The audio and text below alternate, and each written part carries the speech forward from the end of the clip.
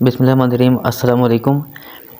आजकल जिस तरह माशी हालात के मुताबिक देखा जाए तो लोगों में स्ट्रेस, डिप्रेशन, एंग्ज़ायटी बहुत ज़्यादा मौजूद है, पाई जाती है। कोई जिस्मानी मुशक्क़त में गिरफ़्तार है तो कोई दिमागी मुशक्क़त करने के लिए कोशिशें कर रहा है और नए-नए चीज़ें सोचना इंसान कारोबार के लिए सोच रहा होता है या कभी अपने ख़ानदान के लिए सोच रहा होता है, मगर सोचों में ही इंसान गिरफ़्तार है।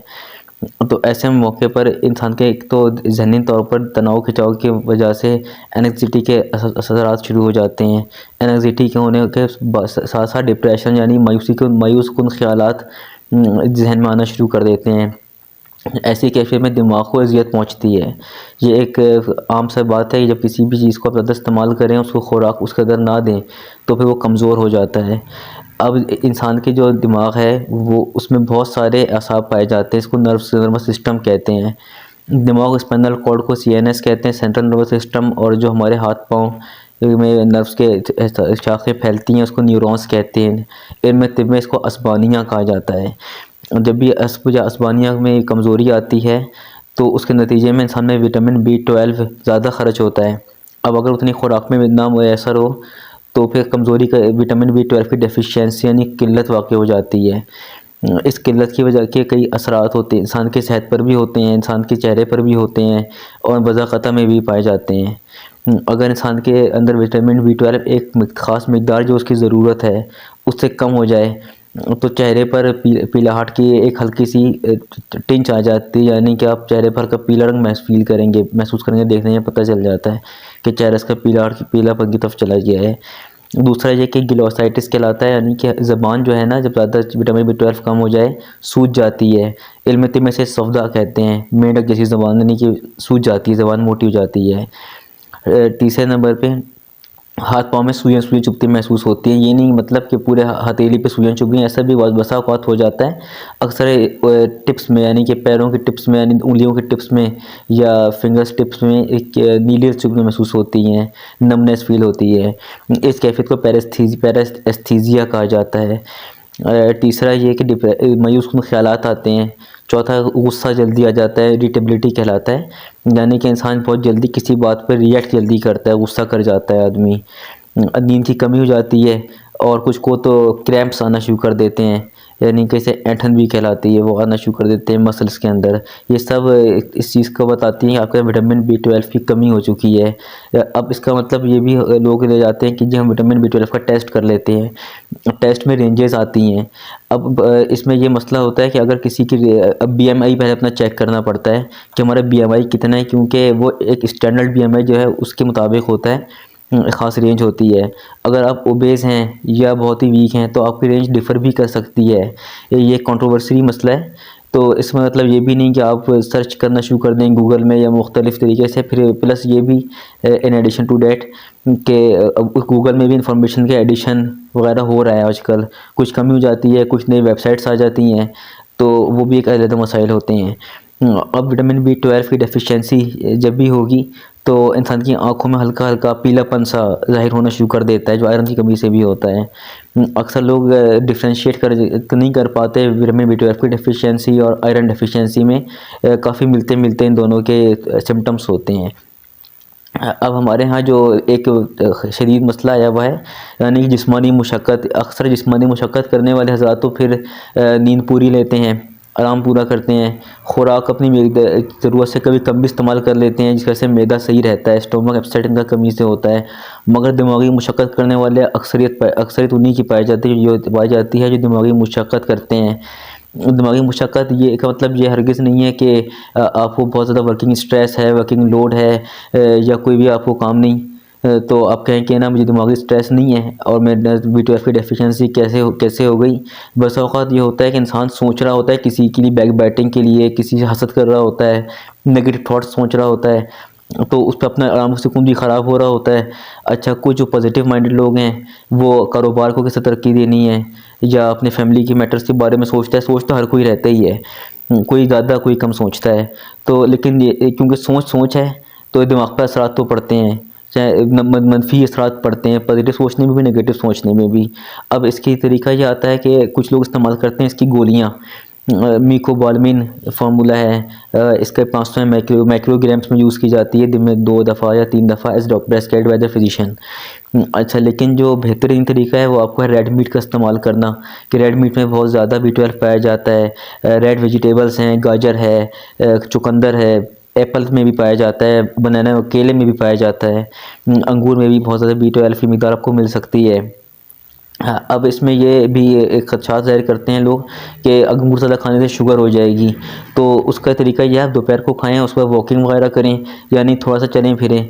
और इस तरीके से जो आप ग्रीनरी में चलेंगे यानी सब्ज़ाज़ार में चलेंगे, तो उसके तरीका ये बताया जाता है, जो हुक्मा ने वज़ा किया है, कि आप चप्पल या जूता उतार के चलें, नंगे पैर चलें। अब इसका मतलब ये भी नहीं कि आप सुबह फजर के बाद चलना शुरू करें 4 बजे और फिर नज़ला ज़ुकाम लेकर आ जाएं। ऐसी बात नहीं है, बल्कि जब सूरज निकलता है, शबनम चमक रही होती है, उस टाइम पर आप वॉकिंग करें, वो बेहतर टाइम है वॉक करने का। तकरीबन 12 बजे से पहले तक का टाइम बेहतरीन है। इस दौरान जब ठंडी हवा अंदर जाती है, ऑक्सीजन आपका बॉडी को सप्लाई सही आ रही होती है ऑक्सीजन की, तो उसमें काफ़ी आपकी ब्रेन सेल्स, बॉडी सेल्स अंदर की अंदरूनी तरीके से अपनी खुराक हासिल कर रहे होते हैं और वो रिजनरेट कर जाते हैं। यानी कि अगर थोड़ा सा भी खुद खुराक मैदे में पड़ी होगी या आपके जिस्म में कहीं B12 होगा, तो सेल्स को यूज़ करेंगे, बजाय ये कि ब्लड में वो यूजलेस पड़ा रहे। जैसे कि शुगर में भी होता है कि शुगर यूजलेस पड़ी होती है ब्लड के अंदर, मगर रीअपटेक नहीं होता सेल्स के अंदर, तो फिर वो ब्लड में मिकदार बढ़ी भी आती है, बंदा वीकनेस का शिकार होता रहता है। इसी तरह विटामिन का होता है इसी तरीके पे। अक्सर औक़ात ब्लड में तो रह जाते हैं, मगर आपकी बॉडी उसको एब्जॉर्ब नहीं कर रही होती। टेस्ट में वो ब्लड की रिपोर्ट सेट आ जाती है, मगर बंदा फिर भी वीकनेस का शिकार होता ही रहता है। आखिरकार कोई ना कोई मसले में फिर गिरफ्तार होना पड़ जाता है, क्योंकि आजकल हमारे यहाँ फिजिशंस की और हुक्मा की बात पे कोई तवज्जो नहीं देता। वो सिम्टम फील कर रहे होते हैं, उसको सर्च कर लेते हैं, सेल्फ मेडिकेशन हो जाती है। तो सेल्फ मेडिकेशन भी एक लिमिट तक हो तो एक और बात है। यहाँ पे आजकल हमारे यहाँ लिमिटलेस तरीके पे ये काम शुरू हो गया है, बच्चे भी मेडिकेशन खुद ही कर जाते हैं। मिसाल के तौर पे मैक्लिज़ाइन दवाई है, वर्ल्डिगो में यूज़ कराते हैं, हमारे यहाँ बच्चे उसको इस्तेमाल कर लेते हैं और पता चलता है नींद की कमी थी, चक्कर आ रहे थे, तो हमने मैक्लिज़ाइन खा ली थी, फिर उसके भी साइड इफ़ेक्ट्स भी होते हैं। तो बहरहाल वो एक अलग टॉपिक है। अब विटामिन B12 के लिए एक जो बेहतरीन आपको इसका मसारिफ यानी सोर्स मिल जाएगी, वो बीफ मिल जाएगा। बीफ का जो गोश्त है, इसमें बहुत B12 होता है। चिकन में कुछ निस्बतन कम होता है, क्योंकि वाइट मीट कहलाता है ये। मछली में ओमेगा ज़्यादा होते हैं, B12 कोई ख़ास मिकदार में नहीं होता, थोड़ा बहुत ही होता है, पॉइंट्स में होता है, अशारिया में, यानी कि 0.5 माइक्रोग्राम, 0.5 मिलीग्राम, इस तरीके से होता है। मगर बीफ में आपको बहुत मिल जाएगा। दुम्बे का गोश्त है, उसमें भी मिल जाएगा। तो जो बच्चे हजरात या जो भी हजरात थोड़े सेंसिटिव हैं, वो उसकी हुमक से, स्मेल से थोड़ा घिन खाते हैं, नहीं खाना चाहते, तो उसमें सूप का इस्तेमाल कर सकते हैं। आपके बीफ का जो गोश्त है उसका सूप पी लें, कोई ना कुछ तो मिकदार पहुँच जाती है। सप्लीमेंट्स में मीकोबाल के सप्लीमेंट्स अवेलेबल हैं। मैंने इसका फार्मूला भी मीकोबालमिन है, कोबालमिन है। इसके जो इंजेक्शंस भी यूज़ कर रहे होते हैं, फिर हमारे यहाँ इंजेक्शंस लगवाते हैं, तकलीफ़ भी उठाते हैं, मगर खुराक खाने में थोड़ा सा उनको गुस्सा आ जाता है, बदपरहेज़ी भी कर जाते हैं खुराक खाने में। आलू खा लेंगे, मटर गाजर वगैरह खा लेते हैं, मगर जब गोश्त की बारी आती है तो वो रिएक्ट करते हैं, नहीं खाना पसंद करते। तो ऐसे हजरात के लिए बेहतर यह है कि वो चुकंदर का जूस पी लें, एप्पल का जूस पी लें, बनाना का पी लें, माल्टे का मिल जाए तो माल्टे का पी लें। फ्रूट्स के अंदर कुदरती तौर पे B12 की अच्छी मिकदार आपको मिल जाएगी। इसके अलावा जब आप सुबह निहार में उठते हैं, तो उस टाइम अगर फ़ील करें कि आपको खुश्की हो रही है या आँखों में खुश्की सी फ़ील हो रही है, तो फिर भी आप अपना विटामिन B12 का ध्यान दे सकते हैं, क्योंकि ये टॉक्सिक लेवल में जाकर टॉक्सिसिटी होती है, या कुछ लोगों को तो पैदाइशी होती है, मगर उनमें भी इसकी कमी महसूस नहीं होती, वो एकदम टॉक्सिक डोज पहुंच जाती है। ये काफ़ी कम लोगों में होता है। Serious supplemental vitamin B12 advisable नहीं है, खुराक से इस्तेमाल किया जाए वो बेहतर है, उसमें टॉक्सिसिटी का असरात भी नहीं होते। और इसके अलावा जब आप एक इंसान जब भी सो के उठता है, तो थोड़ा सा चक्कर हल्के से, कुछ लोगों को हाइपोपरफ्यूजन यानी जब वो बैठ के खड़े होते हैं उनको चक्कर से महसूस होते हैं। तो इसका मतलब ये नहीं कि आपके अंदर आयरन की कमी हो गई है या ब्लड प्रेशर एकदम लो हो गया है। लो तो होता है, मगर उसकी भी वजह होती है कि आपकी जो नर्वस सिस्टम में वीक होता है। इस मसले में भी का हल भी विटामिन B12 ही से किया जाता है। अलबत्ता जिनको बाइलोबा सप्लीमेंट हैं, अश्वगंधा है, बेकोबा मोनेरी यानी ब्रह्मी बूटी है, गोटू कोला है, इन सब का इस्तेमाल भी ख़ास मकदार में कराया जाता है। अब हमारे यहाँ एक नया ट्रेंड एक और भी जो आ रहा है, वो ये भी है कि गोली का साइज़ छोटा है, तो इससे क्या हमें होगा, हमारा जिस्म तो बहुत बड़ा है। तो ऐसों के लिए अर्ज़ है कि गोली का साइज़ जो है वो तो आपको बनाया जाएगा मेडिकेटेड लेवल के मुताबिक, जो ज़रूरत है, एक आम इंसान की जिस्म को ज़रूरत होती है उसी मुताबिक बनाया जाता है। उससे कमी या बेशी का फिर जो मुतालबा है वो डॉक्टर को ही ज़िम्मे होता है, जो आपका मुआलिज होता है। क्या आपको चक्कर आते हैं सोकर उठने में, या क्या फ़ीलिंग होती है, और नींद पूरी इस्तेमाल करते हैं 6 घंटे कम से कम, ये बूढ़ों के लिए 6 घंटे कहा जाता है, 3 से 6 घंटे। यंग हज़रात के लिए 8 से 10 घंटे की नींद ही एडवाइजेबल कहा जाता है कि 8 से 10 घंटे वो पूरा आराम करें, और उसमें भी बीच में आँख ना खुले। अगर बीच में आपकी आँख खुल जाती है किसी वजह से भी, तो फिर आपको उधर से लेके आगे 10 घंटे का टाइम बनता है, जो हमारे यहाँ बड़ा मुश्किल है नींद की नींद पूरी करना। इसके अलावा स्पोर्ट्स वगैरह खेलना भी हमारे यहाँ कम पे कम हो रहा है। तो बेहतरीन यही तरीका है कि आप खुराक का बेहतरीन इस्तेमाल करें। और चबाने का भी यहाँ मसला है कि हमारे यहाँ चबाते नहीं, लोग निगलते हैं भी, कि उनका कहना है कि मैदे में दांत होते हैं, वो खुद ब खुद ही हज़म कर लेते हैं। तो ऐसों के रिक्वेस्ट है कि मैदे में कोई दांत नहीं होता, ग्लैंड्स अलबत्ता होते हैं जो कि म्यूकस सिक्रेट करते हैं, और फिर मैदे के अंदर काइम और काइल बनते हैं, लेकिन दांत तो कॉन्सेप्ट वैसे नहीं है। तो बेहतर है कि आप सलाइवा मुंह से ही इस्तेमाल, मुंह का सलाइवा कुदरती तौर पे बनता है, उसका इस्तेमाल करें। अगर आप मुंह की खुश्की देखते हैं, मुंह खुश्क है, तो थोड़ा सा पानी पी लें।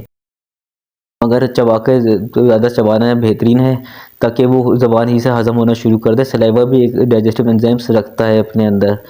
अब जिन लोगों को प्रॉब्लम होता है उसकी स्मेल से, तो इसकी स्मेल जितनी जो भी कोई गोश्त होता है तो लहसुन का कम कर दी जाती है लहसुन के इस्तेमाल से, लेकिन उसका भी इस्तेमाल एक मुतदल मिक़दार में किया जाता है। हमारे यहाँ जब कोई चीज़ मुफीद पाई जाती है तो उसका इस्तेमाल बेधड़क शुरू कर देते हैं। ये तरीका किसी तरीके में भी, यानी दीन के तरीके से भी दुरुस्त नहीं, मियाना रवि का ही कहा गया है कि मियाना रवि से इस्तेमाल किया जाए हर खुराक को। उसका ओवर यूज़ करना हर चीज़ का गलत है।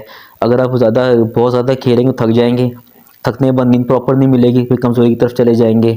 बहुत ज़्यादा खाना खा लेंगे, उसके लिए उतना प्रॉपर एडिक्वेट स्लीप नहीं मिलेगा, तो फिर वो हज़म नहीं होगा, फिर डिस्पेप्सिया यानी बदहज़मी की तरफ चले जाएंगे।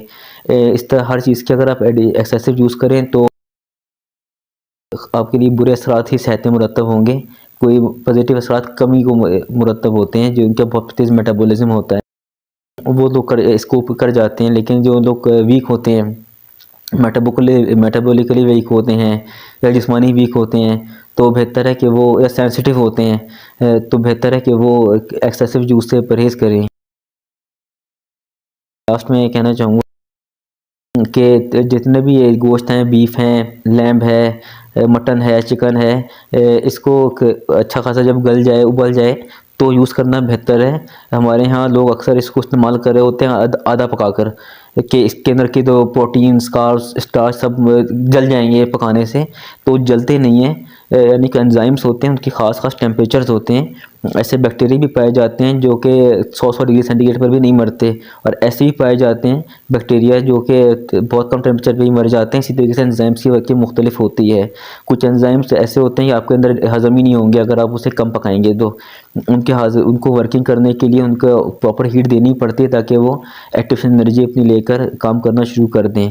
इसी के साथ इजाज़त दीजिए, और एक और अपील की, जिन लोगों का ये ख्याल है, में भी आ गया वो ख्याल कि हमने वीडियो इजाज़त से कौन सी बनाई थी, तो उनके लिए अर्ज़ है कि अपने मन से इजाज़त मांगी है। अल्लाह हाफ़िज़।